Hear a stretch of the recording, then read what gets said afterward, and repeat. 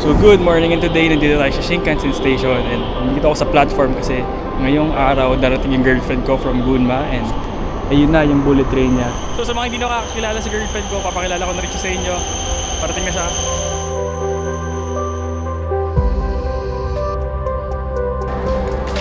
Ikaw, bakit ka nandito? Gulat ka, ano? Meet Eds. Isa siyang assistant language teacher dito sa Japan at nandito kami ngayon sa Iwate Prefecture, hometown ko, para mag-celebrate ng Christmas.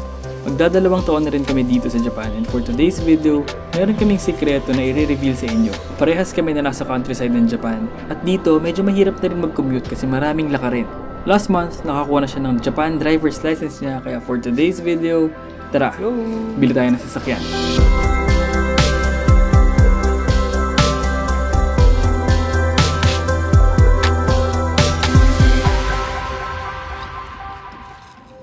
Dahil may pasok ako, naglakad na siya mag-isa papunta sa company na pinapasukan ko.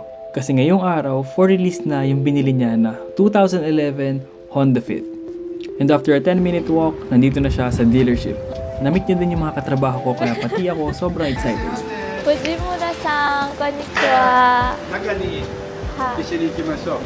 久しぶりです。お久しぶりです。お元気ですか？お元気です。これ江戸さんの車ね。楽しみ。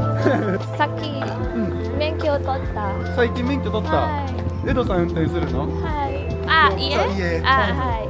Since meron akong kakilala na sales agent dito sa dealership namin, na-process na namin online yung mga requirements para makabili ng sasakyan. Kaya ngayon, ang kailangan na lang ay yung pirma niya, yung pera na pambayad ng sasakyan, at maiyak sa gastos. Sakit. Ito yung parang OR nung sasakyan mo, yung original receipt. Parang ganun. Kung nakapangalan na sa'yo, ganun. Diyan yung important information, so wag mo tong iwawala daw. Ito rin.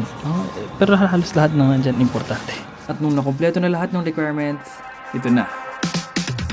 Ang first car ng girlfriend ko dito sa Japan, isang hatchback na may 1.3 liter engine, sobrang pogi and in very good condition kasi ako ang nag-check mula bubong hanggang gulong.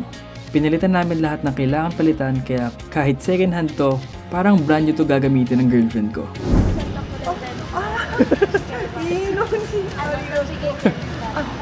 ありがとう。そしたらこれね鍵だからなくさないでください。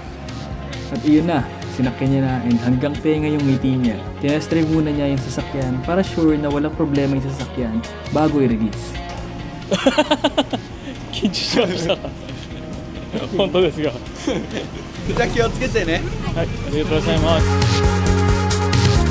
Medyo kinakabahan siya kasi first time niya mag-drive tapos nagkataon pa na sobrang snowy ngayong araw. Eh kahapon wala namang snow. So natapos na lahat ng process, napirmahan niya na yung mga kailangan pirmahan. So kakaalis lang namin sa company na pinapasukan ko as a mechanic and ngayon dito na kami sa ramen shop. Malapit lang din dito sa company and ito na yung Honda Fit na nabili ni Eds. Grabe first drive. Kamusta? Scary. Scary. Tapos first drive mo, ganyan pa yung snow, ang kapal. So ito na yung Honda Fit na nabili niya for magkano? So sa next video natin pag-usapan kung magkano tong sasakyan na to. Pero for now, nakaka-proud ka naman.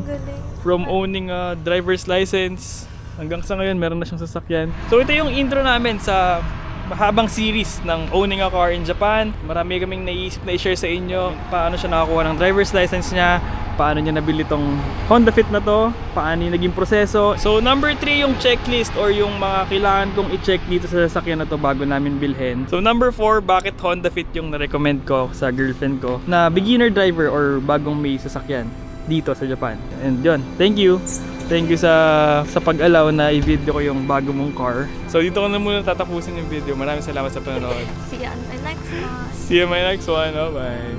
Wait lang, B. Picture mo ako. Ah, sige. Ang ganda ng snow.